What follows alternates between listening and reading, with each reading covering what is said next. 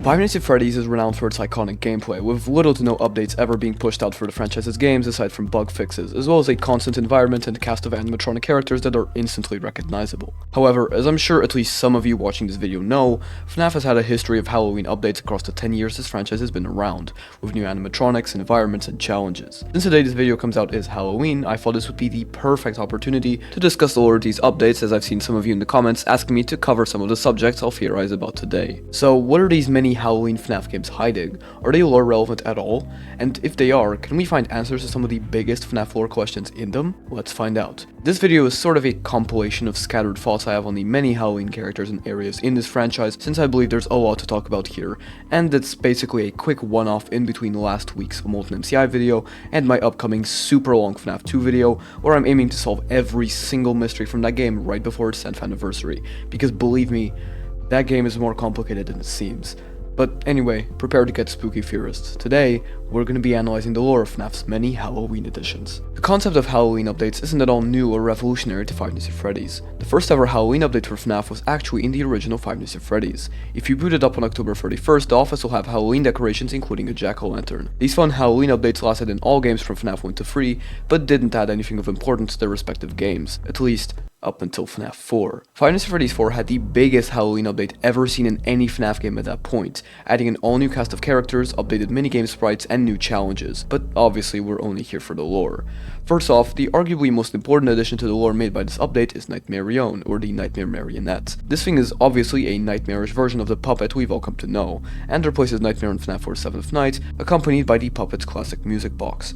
However, soon after this Halloween edition came out, Scott Cawthon was very quick to point out that this add-on was not canon. So, why am I talking about the lore of these updates? Well, the truth is, FNAF 4's Halloween edition is by far the update with the least lore relevance, and the updates ahead of us are way more relevant. But while we're here, we might as well talk about the big lore point in this update, the aforementioned Nightmarionne. In FNAF 4 itself, Nightmarionne is just a reskin of a pre-existing character with already pretty interesting lore, but he really gets his chance to shine in Ultimate Custom Night and Security Breach. In the former game, Nightmarionne has multiple lines of dialogue that seem to strongly suggest that William Afton, the player character in this game, is stuck in some kind of coma and not hell like a lot of people think. This is a nightmare that you won't wake from. The nightmare is just beginning. He's also the face of the game itself. I think this is interesting for several reasons. First off, Nightmare from the original FNAF 4 seems to be a reflection of Crying Child's fate at the hands of a Fredbear animatronic. What if Nightmarionne is a reflection of William in some way, just like the line, "I am the fearful reflection of what you have created"? I think it's more than likely.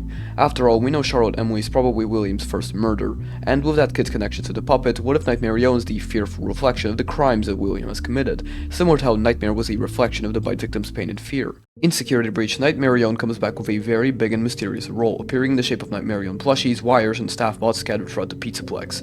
So, what do I think this means?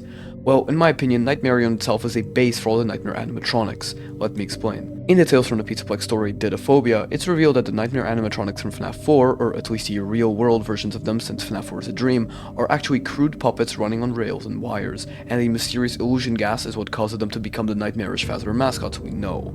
So, what if this blank canvas for the terrifying nightmares is actually Nightmarionne? This explains why he always appears independently from the other characters in all media except Ultimate Custom Night, of course, and ties back to the puppets from Didophobia. But here's a really important bit. Remember how I brought up that these puppet things run on wheels?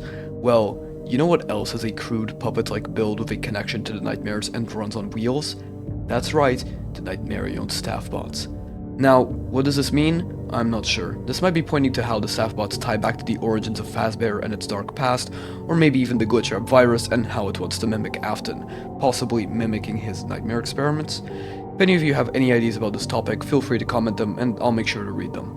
This is also a good time to bring up that if you're enjoying this video and the other content I make, to just please consider subscribing and liking the video, since I usually only bring this up at the end of my videos. Obviously, you don't have to, just putting that out there.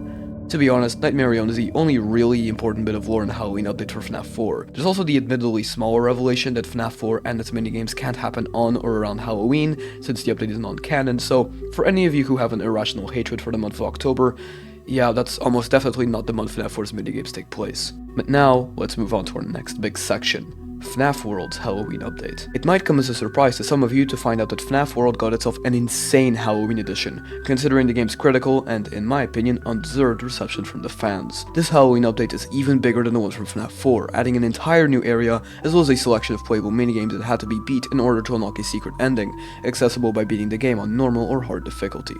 These minigames include the infamous Foxy.exe, a parody of the EXE horror genre, Chica's Magic Rainbow, an unimaginably horrific demon disguised in a form able to be perceived by the mortal eye, and more. But most important of all was the ending you got after defeating all of these minigames. In one of the houses on the Halloween map, you can find a grey man sitting at a desk. Interacting with him normally will result in some cryptic dialogue where he tells you to leave him alone and talk to him later. In a future update, new dialogue was added where he explains to the player that life is a vicious cycle with the pendulum swinging back and forth and that something evil is coming, whatever that means. However, when you beat all of the Halloween update minigames in Chica's Magic Rainbow, approaching Deskman will lead you to some new, disturbing dialogue. I'm impressed. What are you doing here? Can't you see that I'm busy? You deactivated my games? I didn't know what else to do. I don't want to disappoint people. But my mind isn't right. I made something terrible. Her name is Baby. It's too late to deactivate her. I'm sorry. Even though I've already talked about Deskman and his mysterious role in my FNAF World video, I still haven't been able to decide who he's meant to be. First off, it's pretty obvious that this is a teaser of Sorcerer's sister location, with Baby obviously being Circus Baby, and the Deskman saying that it's too late to deactivate her, indicating that FNAF 4 wasn't the final chapter. But the real question is, who is this guy? If the Deskman tells us that he's the one who created Circus Baby, then surely that must mean he's either Willie Mafton or Henry Emily, right? You see, my big problem with that theory is that the Deskman literally dies at the end of the minigame. We know William dies of a springlock failure and Henry dies in FNAF 6, so what's going on here? Well, since that FNAF World video came out, I had an idea. In the FNAF novel trilogy, Henry takes his own life after creating the Charlie Bots, and by extension Circus Baby.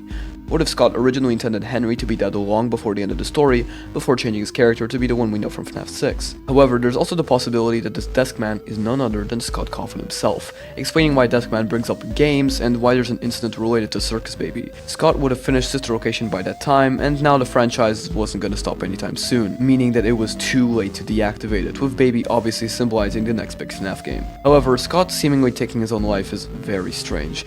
This singular grey man is quite literally my Roman Empire. Forget Midnight Motorist. Why is this here? I guess it'll remain a mystery forever. Next up on the list of interesting Halloween editions is a game that came out 4 years after FNAF World's Halloween update, Five Nights at Freddy's VR debut, Help Wanted, and its Curse of Dreadbear DLC. This DLC is bigger than any Halloween related add-ons we'd seen before, and has actually relevant lore this time. This is where it gets interesting. First off, it actually canonized the Halloween Edition characters I brought up earlier. Since both FNAF 4 Halloween Edition and Ultimate Custom Night are non-canon, this was technically the first appearance of the Jacko animatronics as well as Nightmare Baby. But there's way more important stuff to be found here, so let's get right into it. To begin with, this DLC introduced us to the eponymous Dreadbear. This guy is really interesting, and I recently saw a theory floating around that Dreadbear is actually an antivirus of some sort. Let me explain how I interpret this theory in my own way. At the beginning of the DLC, Hand Unit's voice tells us that this content pack is an extra fun resource and hides absolutely no hidden intent or purpose. Keep in mind that this DLC pack is nothing more than a festive holiday-themed add-on, which has absolutely no hidden intent or purpose. Which obviously means it's hiding some hidden intent or purpose. In this DLC, unlike in Help Wanted, we only ever see Glitchtrap at a distance, never up close. What if this fun DLC was created by Fazbear to hide an antivirus program meant to get rid of Glitchtrap inside of the main animatronic, Dreadbear? On the game over screen for the DLC, Dreadbear is huge, and one of the messages you can get on the screen is report glitches before they spread, almost as if Fazbear Entertainment is aware of the anomaly by the time of the DLC. This explains why they made the expansion and why in certain Easter eggs Dreadbear watches and follows the player. He knows that we have something to do with the virus, and his job is to stop it. This DLC also gave us our first look at Vanny through our first ever look at the Vanny mask. In the Corn Maze level, you're tasked with finding one of the 4 keys and escaping the maze through that key's respective gate. But if you collect all 4 keys scattered across the map, you'll find a 5th one that will lead you to a hidden room in the middle of the map. In this room, you'll find an open gift box and a Vanny mask lying on the floor. This mask will appear in the lobby and can be used to get the secret reluctant follower dialogue later on. If you want a more in-depth dive on Vanessa and Vanny, I suggest you check out this video I made on Vanessa and her story. But what other lore reveals are there in this DLC? Well, a big chunk of the lore in this content update actually comes from the main lobby where we start out. One of the Easter eggs that can be found here is a huge Dreadbear rising up from a lake and walking past the player to a barn. This lake imagery is actually really important. In one of the Tales from the Pizza Puck stories, Drowning, the main character Kara is stuck in a VR game and finds a drowned little girl that chases her through bodies of water. Throughout the story, it's clear that this little girl is some kind of remnant of Fazbear's dark past, and I think she's actually meant to be Cassidy. Think about it, Dreadbear, who's very clearly a variant of Fredbear, is rising out of a red lake in the DLC.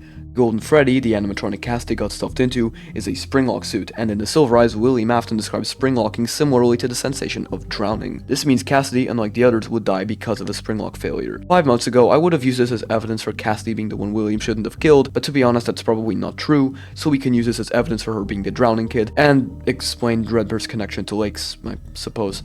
Additionally, and I think this is the biggest takeaway from Curse of Dreadbear, is the setting and location of the Halloween hub. When we load into the game, we find ourselves in Fallfest 83, and we now know, thanks to Help 1 and 2 in the upcoming Secret of the Mimic game, that Fallfest is important, just as important as the date 1983. If you look at one of the hills in the distance while in the lobby, you can spot the Afton family house from FNAF Worlds' main menu, and likely the same one we see in such locations between night segments where Mike watches The Immortal and the Restless show. There's also a chance to spot Glitchtrap dancing next to the house, which to me, for the longest time, felt like very strong evidence that Afton was the kidnapper in Midnight Motorist. But we all know how that turned out. Continuing, the lobby also has an Easter egg where the headlights of the car next to you will turn purple, mirroring Afton's iconic car, and also directly contradicting the Glitchtrap Easter egg we just talked about. Weird. In one of the levels of the DLC, namely the security office, there's a very weird Easter egg that happens if you hold up the phone on a rare occasion. The whole office will start to glitch, and your monitor will read, "Scanning for glitches," before saying, "No glitches found." This seems to imply that the Dreadbear antivirus I brought up earlier is malfunctioning, and is unable to detect an obvious glitch. But that's about all I have to say for this Easter egg. And with that, that's the hidden lore of FNAF's Halloween editions. I hope you enjoyed this quick video. I'm currently working really hard on that huge FNAF 2 one I brought up earlier, and it would be great if you could check that out when it releases on November 7th. But with that, remember, keep on theorizing and never stop overthinking. This has been Withered Circle, the Midnight Theorist.